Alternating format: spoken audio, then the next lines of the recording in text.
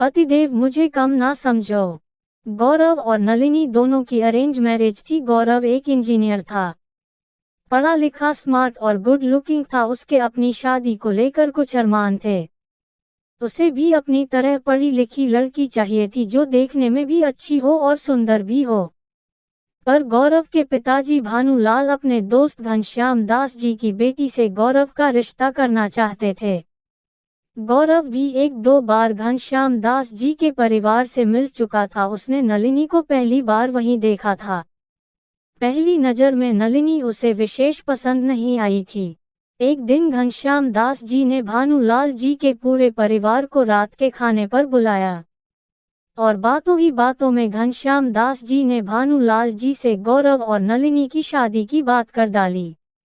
भानुलाल जी तो पहले ही इस रिश्ते से खुश थे। घर आकर उन्होंने अपनी पत्नी रमा और बेटे गौरव से कहा, मुझे घनश्याम दास जी की बेटी नलिनी अपने गौरव के लिए पसंद है, इन दोनों की शादी करवा देते हैं।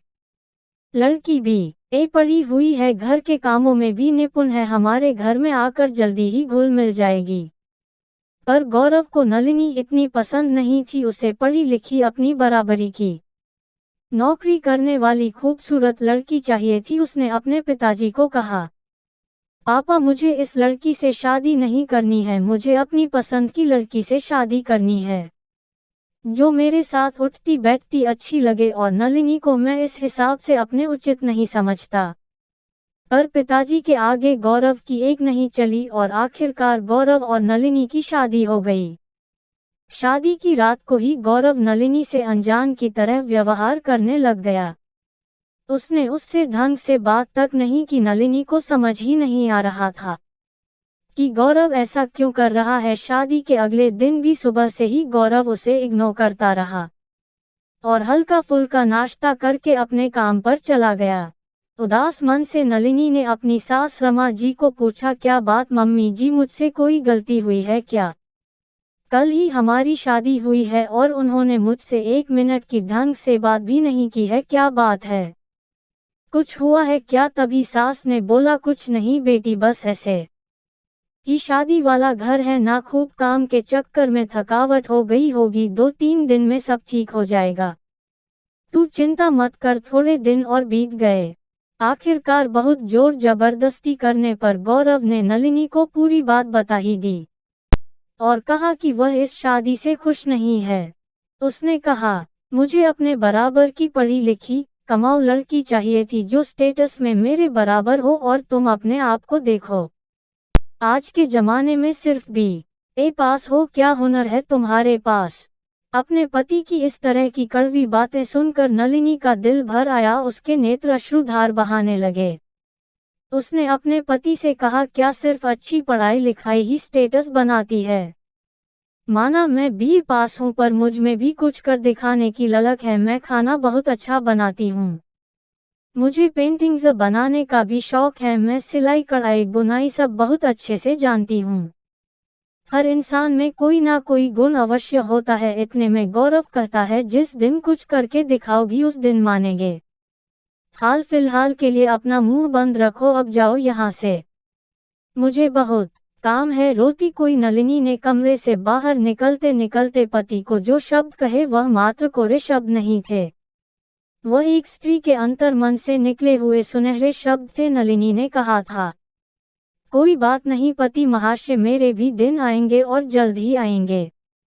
कहते कहते नलिनी कमरे से बाहर निकल जाती है। गुस्से में बड़बड़ाता हुआ गौरव भी अपने काम में लग जाता है। कुछ दिनों के बाद रविवार का दिन था।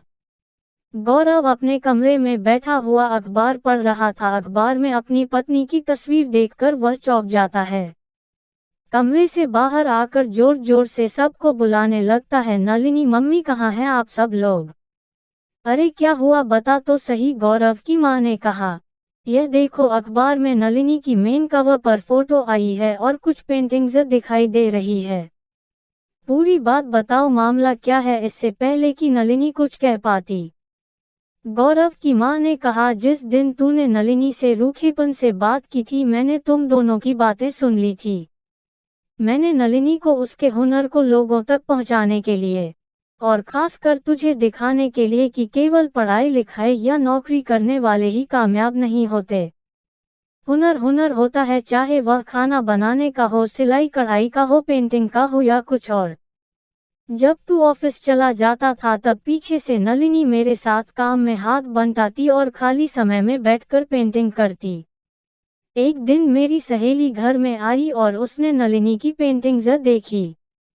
उसे पेंटिंग इतनी पसंद आई कि उसने खरीद ली और इनकी और इसकी फोटो लेकर अपने पास रख ली। लगता है यह पेंटिंग किसी फोटोग्राफर के पास चली गई और आज अखबार में आई है, देख तेरी पत्नी रातों रात फेमस हो गई है। अपनी माँ की ऐसी बातें सुन गौरव का सिर शर्म से झुक जाता है। वह झुकी नजरों से अपनी पत्नी नलिनी की तरफ देखता है जैसे माफी मांग रहा हो। निशब्द सा हो गया था वह। आपको यह कहानी कैसी लगी?